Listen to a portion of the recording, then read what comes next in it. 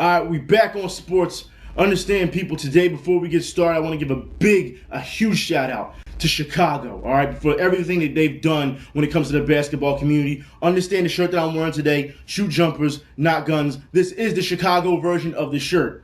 Understand that there's not enough states, as far as I'm concerned, that are participating in this program, okay? We have one here in Philly, we have in Chicago, I see in Indiana.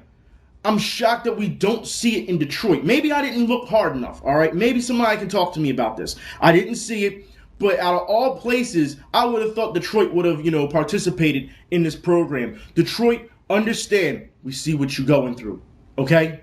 We see what you're going through. Y'all going through a lot. Don't think that you were forgotten.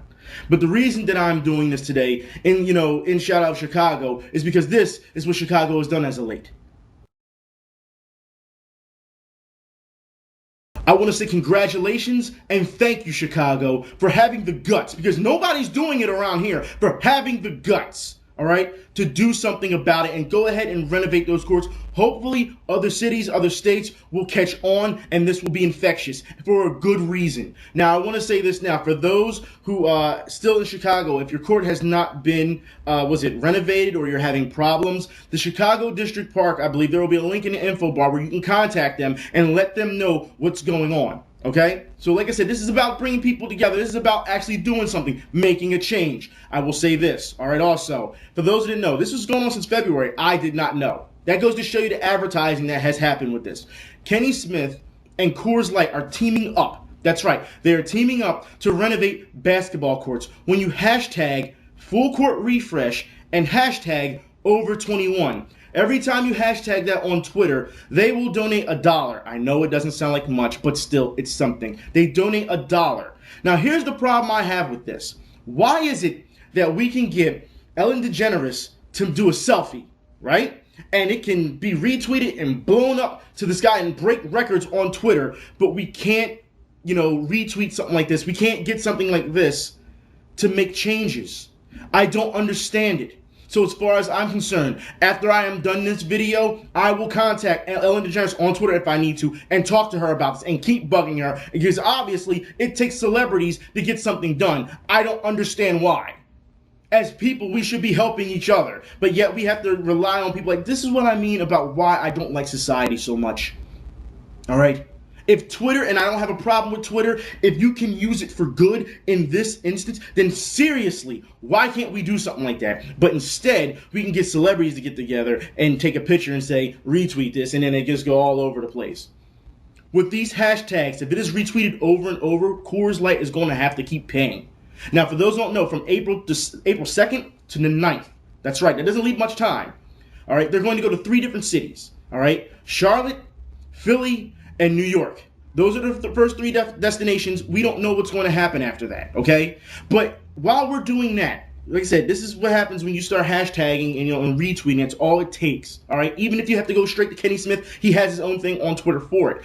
Understand, that is minimal to what is happening in the city. And we can't just sit by, especially here, we can't just sit idly by and hope and pray that CoorsLight or Kenny Smith helps us. And for those, like I said, you've been seeing it for weeks now. I've been showing you footage on, these places that need to be renovated. But sometimes it's not the renovations that need to be done. It's actually the places in these parks that actually hurt the basketball community. If you don't know what I'm talking about, let's look at this clip real quick when I went out and saw locks. That's right, locks on rims.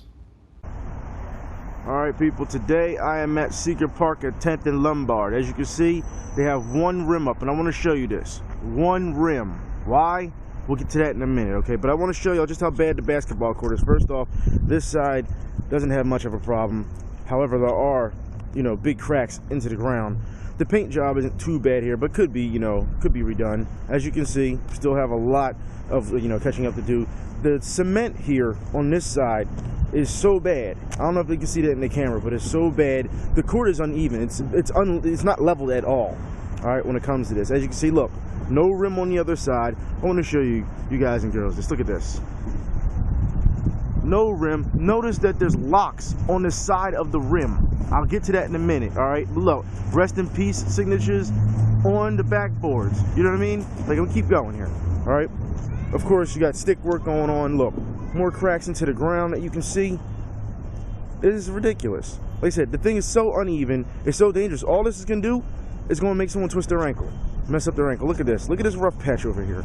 Let me step back for a minute so you can see just how rough the patch is as opposed to the rest of the court. All right, look at this, very bad work here. But yet, it seems like this is okay when it comes to, you know, our outside basketball courts. Like I said, once again, locks on the rim. Let me explain something about the locks on the rim, okay, people? As you saw, there was one already that was up, and the rest of these are not up. Why? Because these people across the street here who live here, check this out. In this area, they take the rims down. That's right, they take them down at a specific time at night so that basketball players can't play because of noise pollution. Mind you, these people decided that they were going to move right next to a basketball court, and now they want to dictate when people can play basketball because there's basketball players out here all time of the night trying to play. Yeah, trying to stay out of trouble. It seems like people don't want that anymore, though. It's sad that we are seeing this, and as far as I'm concerned, something needs to be done about it. Now, I'll put it like this. If you go to the office, which I will show you right now, if you go to the office, which is over here, and ask them, right, to put up, you know, the rims, they'll do it. But here's the thing, you have to do that every day. Who in their right mind is going to do this every day? Get a ladder, put the rims up, put the locks back on it, you know, and then at a certain time, take them down. After a point, after day, you know, day in and day out, people are going to get tired of that. But that's not all. We have all these problems with this place, and the rims, as you can see, the backboards, even though they may look in good condition, I'm going to show you the back of one of the backboards. Look at this. Old wood, and look how bolted it is. So many bolts to keep it up. It's ridiculous.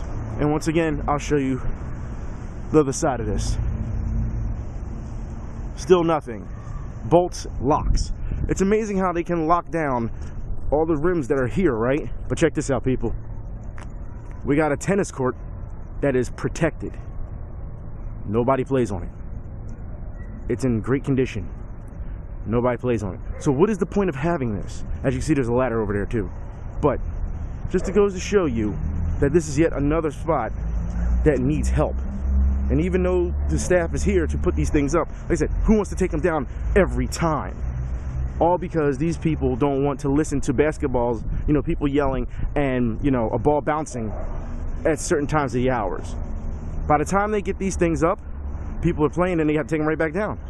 It's absolutely ridiculous. So where's the mayor on this? For those who know, you know, you've been following me on Twitter for a number of years. You know, me and the mayor went at odds with this, and he kept saying, "We don't have the money. Can you do it?" And it was a joke. And I said, "Well, what about your investors? I know you have private investors." And he said, "Oh no, we don't have any private investors. We don't have any money whatsoever." And then he had private investors. And for those who don't believe me, I'll show the video of that in the future. That's right. And what happened? Cole Hamels stepped up. That's right, Cole Hamels, pitcher from the Philadelphia Phillies, you know, World Series MVP, Cole Hamels, you know, and his Cole Hamels Foundation stepped up as a private investor and started renovating not parks, but schools. That's right, he took it to a completely different level. Started renovating schools. And the first school he renovated, what happened with the school district? They shut it down after it was renovated. That's right. So then Cole Hamels was out of money. And Cole Hamels was pissed, and he has every right to be pissed off. I don't blame him for that, okay? It just goes to show you that the city does not know what the hell they're doing. And every time I get on here, what do I say? Where's the Sixers? Why aren't you coming into the community? You want to know why? Because the Sixers are too busy trying to get you for sales. They're too busy trying to break the streak. But guess what? They're going to end up beating a streak as far as I'm concerned, and I'm all for it. Let that tank keep rolling. And I'll put it like this. If you don't see how the level of competition is so bad with the Sixers, check out the defense that so much, you know, people pride themselves on in the NBA. Works it with Sloan. Hollis Thompson, get off this team. What the hell is wrong with you trying to flop like that? And people had the nerve to say that Wade was bad. We know Dwayne Wade is bad, but that is the worst defense I've ever seen, a worst flopping. It's like he got hit with the Jedi push. Is the Force strong with him in this? You gotta be kidding me. As far as I'm concerned, he doesn't deserve not only to be on the court, he doesn't deserve to be in the NBA. I'll go as far as that, all right? Because I'll put it like this. When you disrespect the sport that has made the way for you and many others, I've told you this before, basketball is a way of life. It has saved lives. All right? And when you disrespect that sport like that, you know what's going to happen? People are going to get pissed off like myself. Get off the team. You should be ashamed of yourself. I will never root for you. You should never see a payday. You shouldn't even be on the court as far as I'm concerned. And the media, let me tell you something about the media, okay? Because when the Sixers games are starting, the media here, they don't believe in the Sixers either. John, you got the Sixers winning tonight, correct? Listen, no. I mean, I'm going to say it the best way I can. No. You know, and I'll get back on the media in a second. But at the stands, in the Sixers game, we have Power Rangers showing up to the game. Won't you put him in? Because he can't do any worse than Hollis Thompson as far as I'm concerned. And Sixers fans, once again, you were falling asleep at the games. This time, we got an old guy falling asleep at the urinal. And this is what Philadelphia basketball has come to. Matter of fact, it's what the NBA has come to. Because once again, I showed you last week, and this week we have it again, where instead of commentators identifying the problems that's on the court, they're too busy trying to be cool, talking about I want to hear some rap music. Foul's going to be called on Blake Griffin. I want to hear some rap music. I want to hear it now. Yes, because I want to hear rap music so bad that I'll take from a demographic and try to act cool and never give back to that society. Understand what's going on here, people, okay? This is something that needs to stop. The media at this point, because they don't know what the hell they're doing, all right, is all flash, no substance whatsoever, and they're not identifying what's the problem with the product. They don't care. And speaking of all flash and no substance, let's get on wide receiver 10 as far as I'm concerned. We're going to get into it. Eagles football. Let's get this. All right? Understand. All right? In a number of weeks, we have seen Eagles fans freak out, okay? Because, you know, the media is saying that wide receiver 10 is either going to be traded or cut. Understand this. Real quick, a number of you have contacted me. Some of you like, wide receiver 10. Some of you don't, okay? Just like me. I really don't like because of his attitude and the way he acts and carrying on. I've talked about this for seasons upon seasons, okay? But understand that if this guy is going to get traded, you have to get something for him. He had one of his best seasons, if not the best, depending on, your argument, your critical, look at things. The best season of his career. You understand that if you're going to get, you have to get something for him. I'm not trying to hear he's just a third-round pick. You have to get something for him, all right? If he gets cut, I understand that as well because people, if you look at his contract is completely different. I don't think any, and I mean any team, is going to eat that contract. Now, last season, we saw him, he wanted a raise, right? And then we heard all these reports this week from media, the Jets are, interested. And we see that, the owner actually admitted the Jets are interested. Then we heard the 49ers are interested. We heard KC is interested. And here's the thing. The 49ers actually came out and said that the media is lying. Let's look at that real quick. Speculation continues to swirl about Deshaun Jackson's future. But today at the NFL owners meeting, 49ers GM Trent Baalke made clear that he has not contacted the Eagles about trading for Jackson. He calls reports to the contrary totally misleading and false. Any interested team would need significant cap room.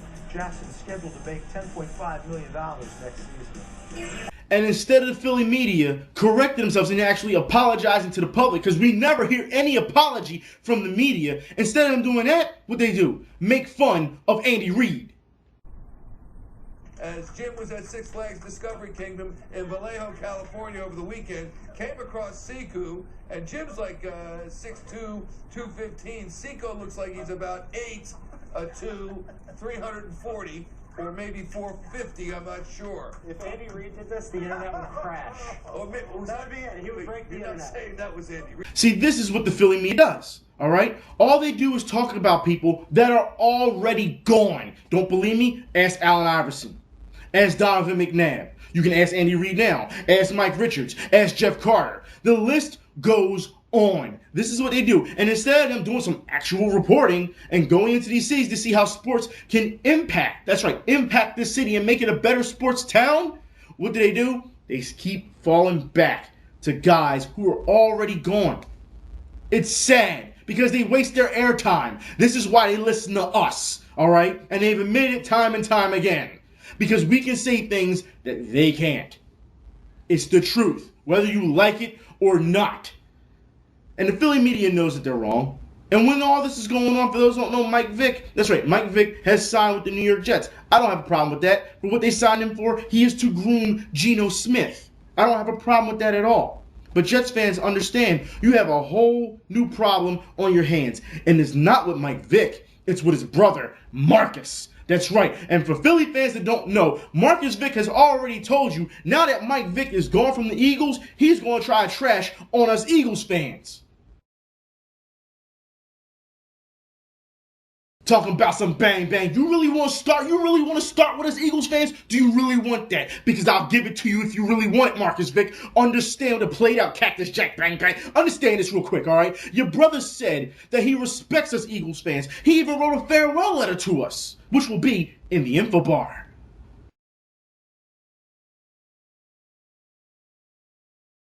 That's right. Michael Vick thanked us, that's right, for giving him a chance and calling us fair fans. Not fair weather, but fair, because we gave him a chance to keep the past behind.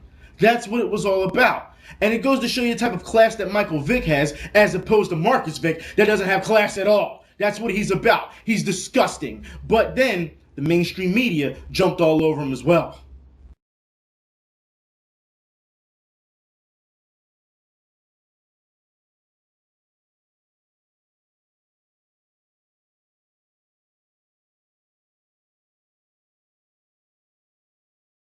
So no limits, right? Hashtag no limits as far as I'm concerned. Because you want some Master P, you're talking about some no limits? Understand this real quick. You do have a limit, and your parole officer says so.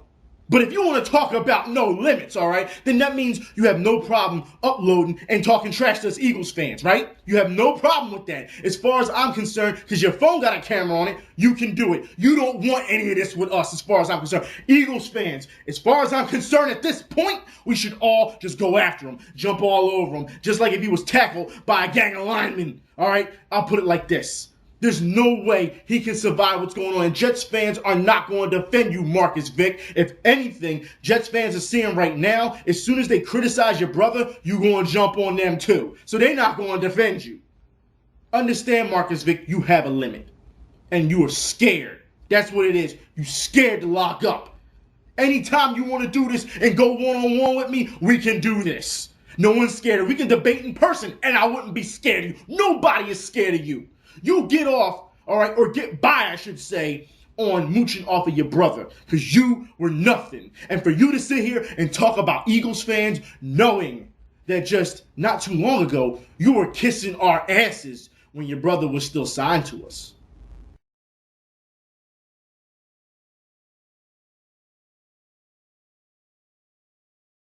So Marcus Vick, tell me this, all right? I got a question for you. How that football life treating you?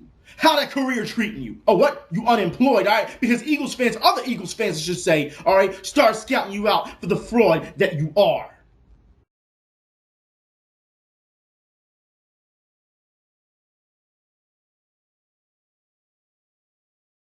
There's a reason you're not in the NFL right now, Marcus Vick, because you traded your football in to be some wannabe fake thug. That's what you are. And if you are about it like that, if you think you about it like that, then why was you scared when you played Virginia Tech? Why was you scared of lineman after you did an unsportsmanlike move by stepping on a dude's leg? Why didn't you go at that guy? What about his maturation as a quarterback as he continues to learn the game? I think he came a long way as a quarterback as the season progressed. He took all the right necessary steps to do the right things possible to become the quarterback he needed to be. So I'm looking for... Watch Marcus Vick at the end of the play here. Kind of step right on Elvis Dumerfield. That should be a penalty. Yep. That should be a personal foul. And then one of his Louisville teammates saw it, I think, and came over and confronted Vick. But that looks like a deliberate. He was looking right down at it. He was looking right down at his leg. And then Marcus Vick, You bitch made, and I'm calling you that now. That's right. You really want to get into this trash talk? Seriously, who the hell is supposed to be scared of this clown's weak-ass mugshot? Look at that nut-ass DUI photo, son. Understand, I'll kill you verbally on one line if I wanted to. Why is it that you have fallen from grace so far, Marcus Vick, that your hairline is receding? Don't y'all do this all day, man. I will destroy you on here. You don't want none of this with Eagles fans, but that's not all. You know what? Let's stick with facts. Facts. That's right. Let's go. All right? Legal troubles after Virginia Tech, because understand, Virginia Tech let him go for unsportsmanlike play. That's right. Then when you went to the Dolphins, you didn't even play for the Dolphins, really. All right? They put you in the practice squad because you weren't good enough to be a quarterback. And then the one game that you did play in the NFL, the one game, they put you as a wide receiver. Because you weren't good enough to be a quarterback. Don't you understand that? How many receptions you get, Marcus Vick? Goose egg. You was done. And after your contract ran out, you fled because they didn't want you anymore. Nobody wanted you. Nobody in the NFL wanted you. Nobody in the CFL wanted you. Nobody in Arena League football wanted you. That's how bad you are. Okay? But let's talk about your legal troubles. All right? On January 9th, 2006, Marcus Vick was charged with 3 counts of brandishing a firearm, class 1 misdemeanor. Police report alleged that he pointed a gun at a 17-year-old. That's right, in the parking lot of a McDonald's. Real classy, Marcus Vick. Real classy, all right? And he said his Vick's girlfriend, which I'm shocked he even has a girlfriend, all right, had an argument with 3 people. Vick claimed that the gun in question was a BlackBerry cell phone and his accusers were trying to blackmail him. Here we go with this blaming thing. I'll get in that in a minute, all right? Also, December 2006, 17-year-old girl from Montgomery County, Virginia, filed a civil lawsuit against Vick, accusing him of molestation of a minor, fraud, and additional charges. The lawsuit seeking $6.3 million. The girl claimed that she was 15. 15! So we on this pedo thing again. You a pedophile? Is that what you want, Marcus Vick? All right, below the age of consent in Virginia. Below the age of consent. All right? No saving you now. She was forced to a sexual situation with Vick, who was 20 years old at the time, all right, over nearly a 2-year-long period. She also alleged that Vick offered to provide her alcohol and marijuana to force her to have sex with other men. Now, look, all right, if that's what you're doing, a 15-year-old, and you abusing a 15-year-old, now, granted, some of these things sound like common sense to tell you no. But when you're imposing your will mentally on women or men, depending on how weak they are, this can happen. Marcus Vick, we go deeper into this rabbit hole with you, all right? And apparently, the parties agreed to settlement in a lawsuit, okay? Now, on June 2008, bicycle officer in Norfolk approached a couple arguing in a car. When asked for identification, Vick allegedly took off, driving the car at a high speed. That's right. When another officer spotted the car and stopped it, Vick failed a sobriety test, was charged with a DUI, misdemeanor, eluding police, driving on the wrong side of the street, reckless driving with a suspended license, and was taken into custody. Yeah, I said all facts, all right? Vick was living at the time in his brother's Michael's riverfront mansion. First off, once again, you mooching off of your brother Michael Vick, all right? In the condominium in South Beach section of Miami Beach. He was released on bond later Friday morning. Vick pleaded guilty to DUI. So this guy has a problem, all right, with DUIs. This is not the first time he's been caught with DUIs. Then pedophile. Then you want to pull guns on 17-year-olds. You's a bitch. You's a complete bitch. But let's keep going, all right? He was sentenced to 12 months in jail, which the judge suspended a fine of $250, which is ridiculous if you ask me.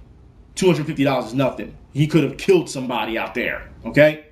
It says, and his Virginia driving license was suspended for a year, which is not enough. He should have had it taken away completely, all right? He was also convicted of eluding the police officer and driving on the wrong side of the road and fined $280 for those charges, which you should have been charged a lot more, bruh. Just saying. In August 2009, all right, a judge ordered him jail for probation violations. So you can't even show up for probation, huh? Your PO, your parole officer, once again, telling you no limits, all right? No limits, all right? All right. It says, including failure to complete an alcohol education program, testing positive for marijuana, missed appointments, and failure to pay court costs and fines. So with the cheap court fees that they gave you, which you should have had more, you didn't even pay that, you broke ass. Let's keep going, all right? Vick was freed on $25,000 bond and appealed the decision. On January 13, 2013, a judge sentenced Marcus Vick to 5 days in jail for failing to produce adequate documentation about his financial status by a court-ordered deadline. Understand the reason why he couldn't do it, because he doesn't have a job. That's why. And you couldn't even do that because of the embarrassment, because you want to be a fake thug. That's what you want to be. That's not all. On December 30th, 2013, Marcus Vick was arrested in Forsyth County for DUI. Now, for those who don't understand what was going on with that DUI, all right, in Forsyth County, Marcus Vick blames racial profiling. That's right. That's what he's doing. Look, understand this. For people who understand, this is what you call the term a nigger. He fills the gap. He is the sole definition of this. It is not racist because he clearly displays these tendencies. It's people like him who give people like me and others a bad name when we're trying to do something positive. And yeah, you're going to feel my wrath. Understand, Marcus Vick, you don't want any of this. You understand that you're a disgusting, classless human being, and you want to mess with us Eagles fans? You really want to do that? You can't even get your life together. You can't even get your jail sentence, your arrest record together. First off, that makes me a better person than you already, not having a jail record. Understand that. And you have the nerve on Twitter this morning, to talk about how you're still drunk. On Monday morning, you're drunk. What the hell do you contribute to society? You had the nerve to say on Twitter, well, I hope my daughter, doesn't end up with the same attitude as me or my wife. How about this then? How about you teach her right? Yeah, I'm talking about your seed right now. What you gonna do about it? Like I said, you do not want any of this. You do not want to get into this verbal argument. Those are the facts. You can't deny that. So what you got to say about Eagles fans again? Oh, that's what I thought. Anyway, let's move on. How about that? March Madness. March Madness, people, we have seen so many upsets. And let me say this now. I told y'all, in homage of the Fab Five, I went and got me a Wolverine shirt. Not because Michigan's going to win it all, but because I wanted to pay a little bit of homage to it. Understand that the Fab Five has done a lot for, us people of color when it comes to basketball, and seeing the way they, that they went about things. If you don't believe me, watch the documentary, the ESPN 30 for 30 documentary on the Fab Five. It is an amazing, amazing documentary. All right. It's sad to see that's how they were treated, and how the companies and the sponsors, and how they just tried to take that image and try to sell off it, and they got paid for none of it. It is sad to see. March Madness is really fun. It is. It's very fun. But also understand so many upsets. I've seen so many. I'm telling you, when people get blocked, they don't get blocked. They get blocked. All right, when it comes to it. It is crazy to see. We've seen a number of teams being scared to shoot the three-pointer for some reason. Late in the stretch, when you're down by 8 points or 10 points and you only have 25 seconds left and you're still trying to bang down low, why are you not shooting three? Desperation comes, and I blame these things on the coaches, because the coaches tell them, let it fly. And then we have also teams who just shoot the three altogether, and that's all they shoot, even though they're having a horrible shooting game. Coaches have not settled down. It's like you have two extremes. Either people don't shoot it, or they shoot it too much. There has to be balance when you play basketball. I don't get this. However, March Madness is fun to watch. I am done for today. I guarantee you people, this is just the start of things to come. I'll be waiting for that bitch Marcus. I'll be waiting to see what he has to say in reply. But you know he's not going to, because he's a wannabe. That's what it comes down to. I'm done. I'll talk to y'all later. Y'all be safe. I'm out.